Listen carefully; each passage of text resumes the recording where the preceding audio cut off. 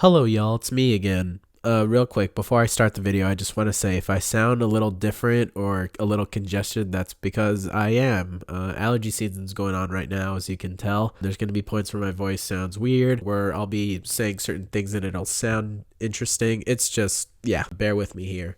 Anyways, what I'm going to do with this video is, for the past few months, I've seen a lot of movies, and there's a few that I've been wanting to make videos on that I haven't really had time to record or to review, or sometimes I will record and I notice I'll go on tangents and just not really get to the point of how I felt about each of these movies. So what I'm going to do is I'm going to do a small review for each of the films once again, but this time I'm not going to be going over everything I watched over the past few months. I'm going to be selecting just a few films that I've really wanted to talk about for a while, and yeah, I hope you like this video. Anyways, the first movie that we're going to be talking about is the 2020 Disney film Soul. This one caught me completely by surprise.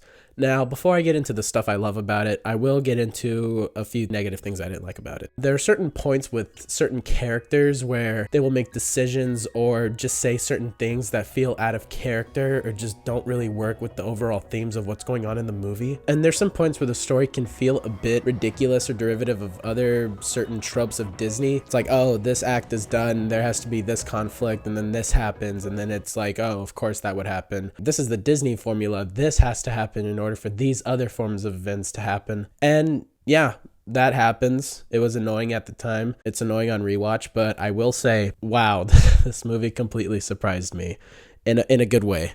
In a very, very good way. What a beautiful movie. So I love almost everything about this movie. Going into it, I was a little nervous because my first impressions with the trailer when I first saw it were, oh my god, these jazz segments look amazing. And then the minute it goes into the animated world, I'm like, this is going to be like Inside Out, where I'm going to like it and there's going to be a lot of stuff about it that's going to be annoying that I won't like. And I'm really surprised when I say that. The humor in this movie was, I mean, humor's subjective, but I found it quite hilarious in this movie. If there's one thing I'm not, it's a liar. Unlike Abraham Lincoln, you're really okay being on a penny. Well, of course, it's an honor. Okay, but they put Andrew Jackson on the 20. The animation was beautiful in every regard, especially the atmospheric New York scenes. It's just so interesting and well put together, and you could tell the animators really gave a shit about making this look authentic and realistic. And the underworld, the sort of soulful or whatever scenes are definitely something that I was concerned going into, but there are a lot of these interesting character models and just funny characters in this underworld, like the main antagonist, Terry. He's so funny, just the way he like shapeshifts with the world around him or goes through files with like the twiddling fingers. It's just such a funny and memorable atmosphere to be in, and it's something that I was really surprised that I was enjoying that much while I was watching it for the first time. I even enjoyed the voice acting from everyone overall. I thought Tina Fey did a great job playing the character that she did. I thought Jamie Foxx was awesome. There's one point where David shows up. I thought that was great. Congratulations! Joe ain't getting no gig, Des. You know he missed a close but no cigar.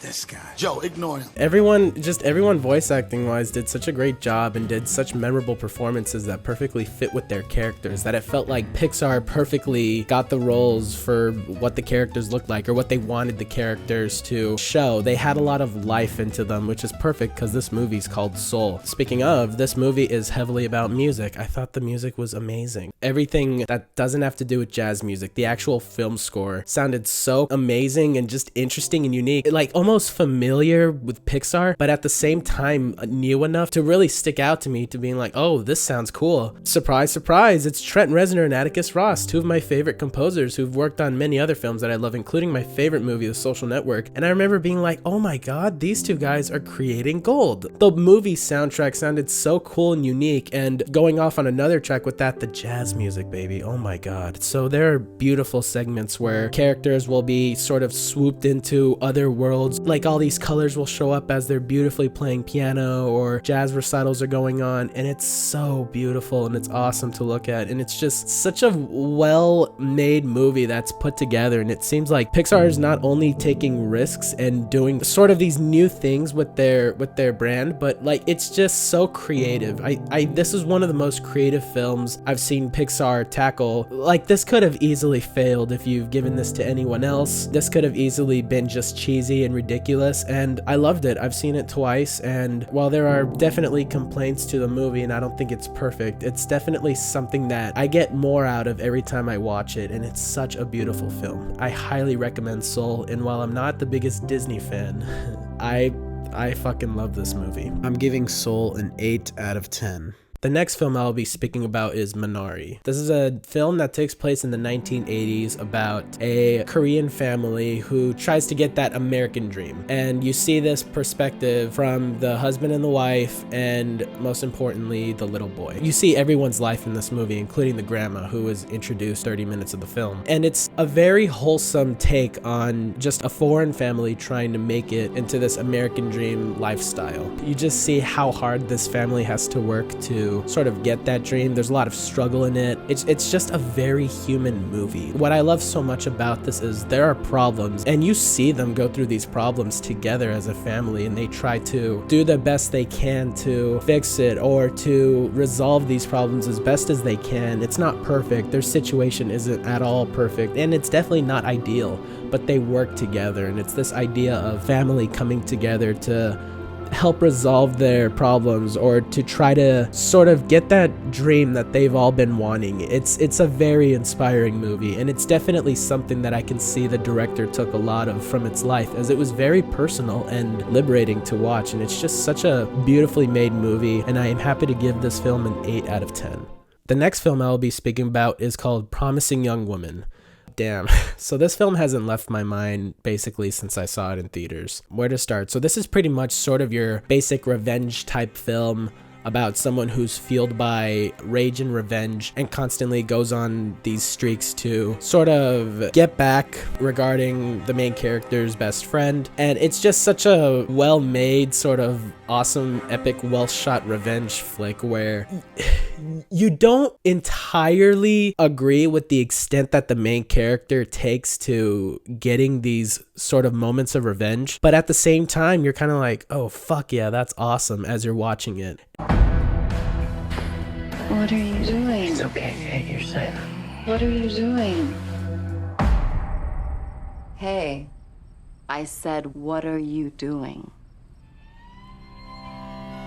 It's definitely something that keeps you on the edge of your seat, and you're like, wow, what the hell happens next? I couldn't predict anything that happened. I had a big smile on my face the whole time, and it's super impactful and just something that like really stuck with me as I watched it. Carey Mulligan kicked ass in this performance. I really hope she wins something. I thought the directing from Emerald Fennell was awesome. There's not one shot in this movie that looks bad. Although I will say, there's this shot reverse shot scene where Carey Mulligan is sitting across from Alfred Molina on a couch, and for some reason Alfred Molina's shot is super out of focus or fuzzy. I don't know why. The whole movie looks beautiful except that one shot. I noticed it in theaters and I noticed it when I rewatched it. It was very weird, but overall this film is epic. And yes, I see somewhat of why there's controversy going on.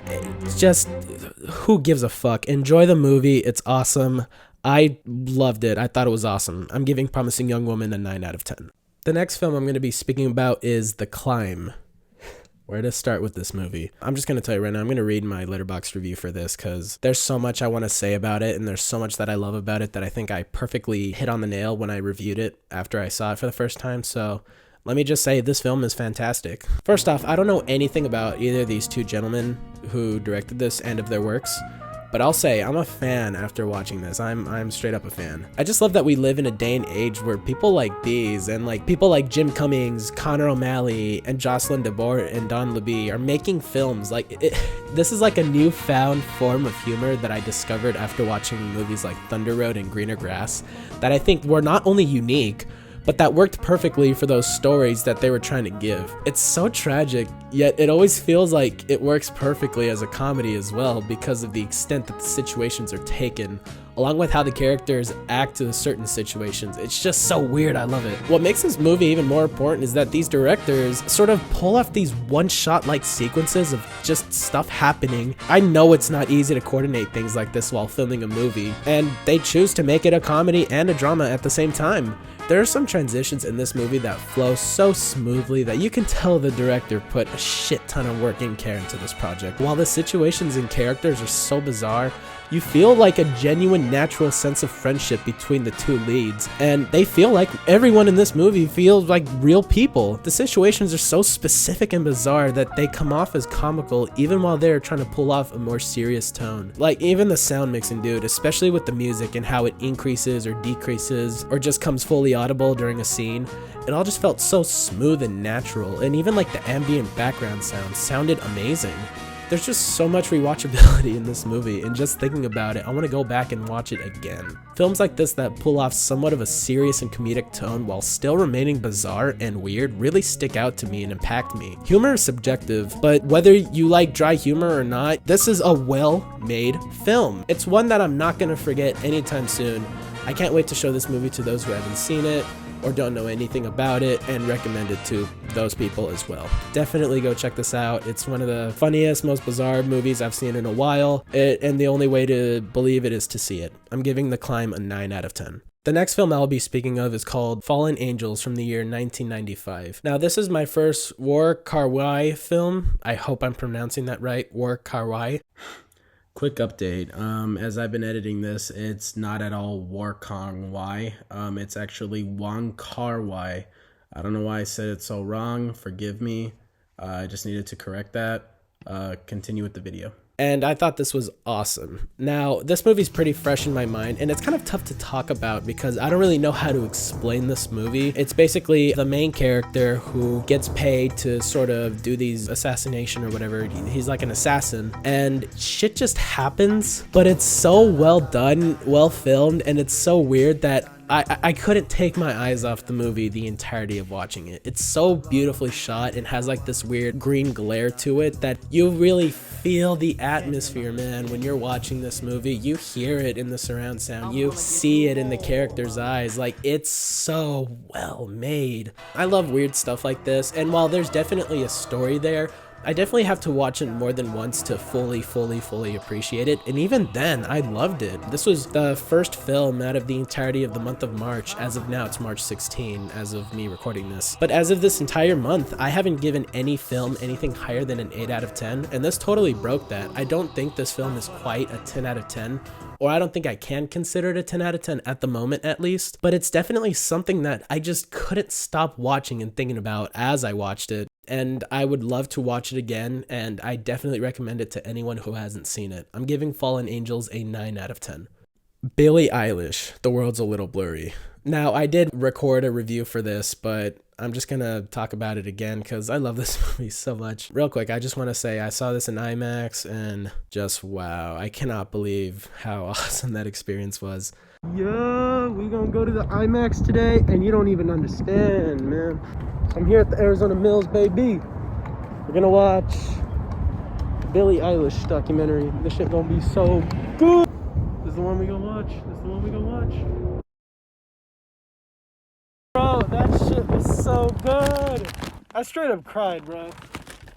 Like that, the experience was so good. But yeah, man, Billie Eilish is such a humble and down-to-earth human being that watching this movie just made me love her even more. I can't even count how many times I got goosebumps while watching it, especially in IMAX. The IMAX theater, dude, IMAX is just as amazing as I remember it. Holy shit. Damn, boy. So good. And love her or hate her, you gotta admit that she is super talented. It's so cool to see not only how just the process of her and her brother making this album, and like the settings they make it in. They don't have a studio. She's like literally in her room with a microphone that's basically the same one as I'm using right now, singing and writing these songs as her brother's like producing it on this Mac that they have, and their whole family is like musical and helps them out. It's so cool to see. And definitely one of my favorite parts of this documentary is seeing just the sort of the true raw dark moments of Billie Eilish's life. And she goes over like, yes, I'm kind of fucked up. I was fucked up. I'm getting better, but I'm not perfect. Kids aren't perfect. My music talks about how fucked up the world is and how fucked up I am. And people connect to that. It's not always this happy, oh, look at how awesome we are. Sometimes the world is tough. Sometimes the world's a little blurry, and we need that reminder sometimes that everything will be okay at the end. And it's so cool just to see her like grow up and just become such an amazing and unique person. And she's just so talented. You see it, and she's still a kid. Like, you understand that she's getting popularity and becoming much more relevant, but you see her get her driver's license. You see her go through relationship issues. That was awesome. I want to see what happens next. And it was such a well-made movie. It's on Apple TV streaming service. Definitely check this movie out. Go stream it, support it, give it your money, because it definitely deserves it. I want more documentaries like this. I loved it. I thought it was awesome. I'm giving Billie Eilish's The World's a Little Blurry a 9 out of 10. Nomadland. Here's where the praise starts going down a little. So Nomadland was a film that initially I was anticipating quite a bit. I love Frances McDormand a lot. I absolutely love her work in 3 Billboards Outside Ebbing, Missouri. Obviously her older films like Fargo I thought were awesome. And I heard a lot of critical praise from this movie, especially from like movie reviewers that I follow on Letterboxd. People loved this movie. Chloe Zhao, who's done other films in the past that I haven't seen yet, also had her name attached to this, and she was getting a bunch of just recognition from these film festivals. So I was excited to watch this for a while, and I waited. After it came out on Hulu, I waited a good couple days because something about it just seemed off. Like, I don't know if I'm going to enjoy this as much as I thought I would. But whatever, there's points that it takes place in Arizona. I live in Arizona. I saw it with my dad. I watched it. And yeah, it was okay. I don't understand why people love this movie as much as they do. I thought this movie was just fine. Overall, the way it's shot, the cinematography, like, that's all great. But other than that, it's just like stuff just kind of happens. And I don't really see a purpose as to like why anything happens. You're not really given like a moment of clarity. And it's cool that there are these community moments where she'll go to RV parks or meet these different people, good or bad. And it's a very good people movie. I could see why people would like that. But this film is like got nominated for all these Oscars. I think this movie might actually win Best Picture. And it's good. I just don't see why people love it as much as they do. This just seems like another movie that people would just be like, okay, that was good, and shrug it off to the side. That's what I did. And I just don't see it. It just felt dull. There were some moments where I think if the film was 10, maybe even 20 minutes shorter, I would give it a higher rating. But yeah, I mean, it was well made. I would say it's a good movie, but I would categorize it as fair. Not much really justifies why this film is being as hyped as it is. But hey, I'm really happy for Chloe Zhao, who's the director. I love her very much. And I will say, everyone involved did great. Everyone felt like real people, and that all worked for the movie. Basically, what this film was trying to achieve, it did. I just thought it lacked substance. It didn't really have a story or characters that I cared enough about to really give it a good rating or to even consider a rewatch for it. So yeah, I was left a little disappointed, but I still thought the movie was okay. I'm giving Nomadland a 6 out of 10. Judas and the Black Messiah. Now, this film is one I've been anticipating for a long time now. The amazing first trailer for this movie. One of the most memorable trailers, dare I say, that I've seen in a long time. Definitely the 2 lead actors are just some of my favorite actors when it comes to movies or TV shows.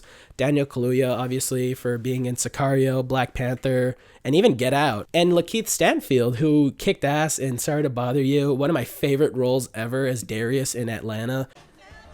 Hey, I would say nice to meet you, but I don't believe in time as a concept, so I'll just say we always met. And I also loved his smaller roles in Short Term 12 when he was young, and recently in Knives Out and Uncut Gems.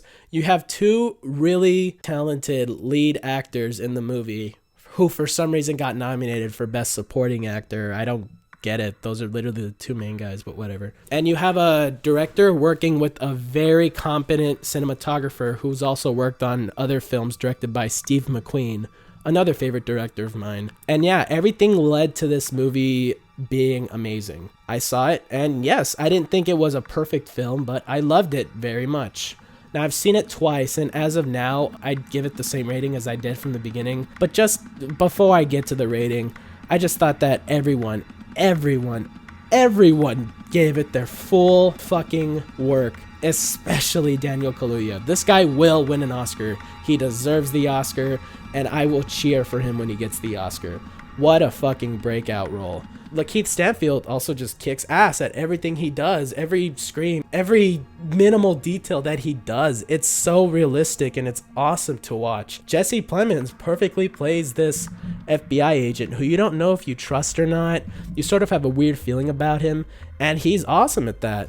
Even fucking Martin Sheen, who showed up at one point in this movie, you're like, God, you are a dick as you're watching this movie, and you're like, oh my God, what a smug asshole. It's just such a good movie, and it has some really disturbing and intense moments of violence while also being comical at points. And it's like, this film will go down as a masterpiece. I do believe that. As of now, I'm giving it an 8 out of 10.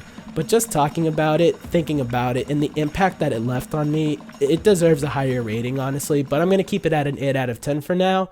But it's definitely probably going to raise up to a 9 with future viewings. And yeah, I would highly recommend you go check this one out. And finally, the last film I'm going to be speaking about is A24's long anticipated Saint Maud.